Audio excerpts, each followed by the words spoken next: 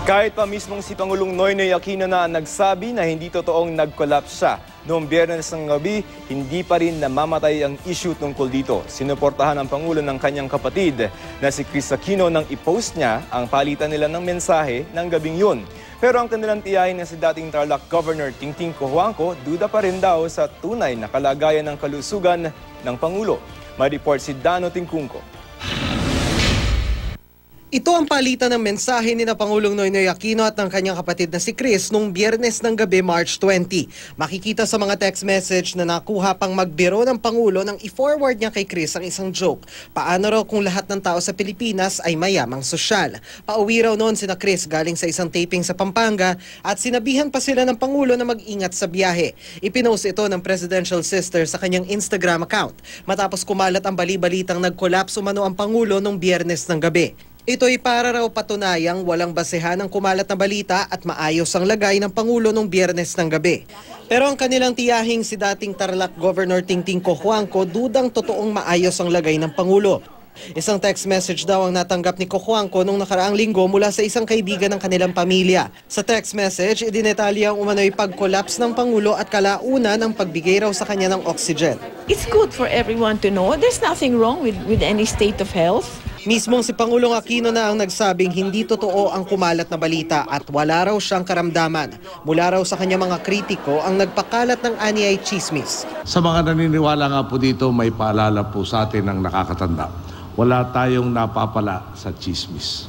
Ayon sa isang political analyst na si Popoy De Vera, mainam na magkaroon ng sistema para regular na naipapaalam sa publiko ang tunay na kondisyon ng kalusugan ng 55 anyos na Pangulo para mawala ang mga agam-agam. It's important because the President is not exactly known to be a very healthy person.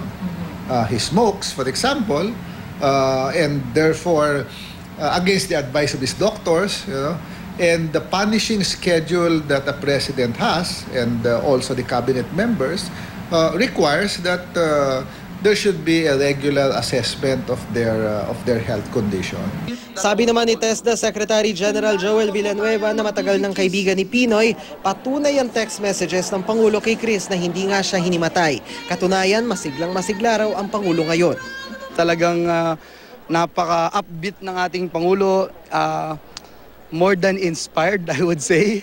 At kanina nga, patuloy pa siyang nagbibigay ng ilang instructions. Dagdag pa raw dito ang napapabalitang love life ng Pangulo.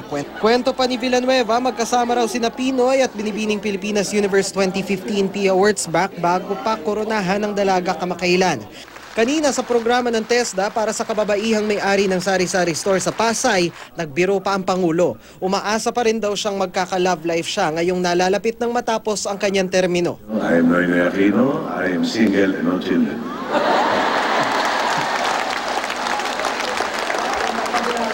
Pero mga 460 days na lang ako, may laban na ako.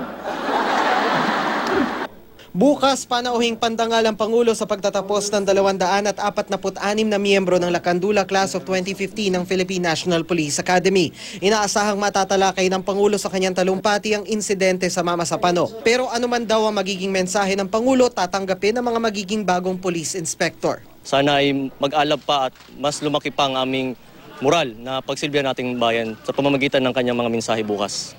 Ang pamunuan naman ng PNP Special Action Force, wala na raw ibang inaasahan sa mensahe ng Pangulo bukas. Maliban na lamang sa sanay mabigyan diin ang kabayanihan ng SA 44. Dano Tingkongco, GMA News.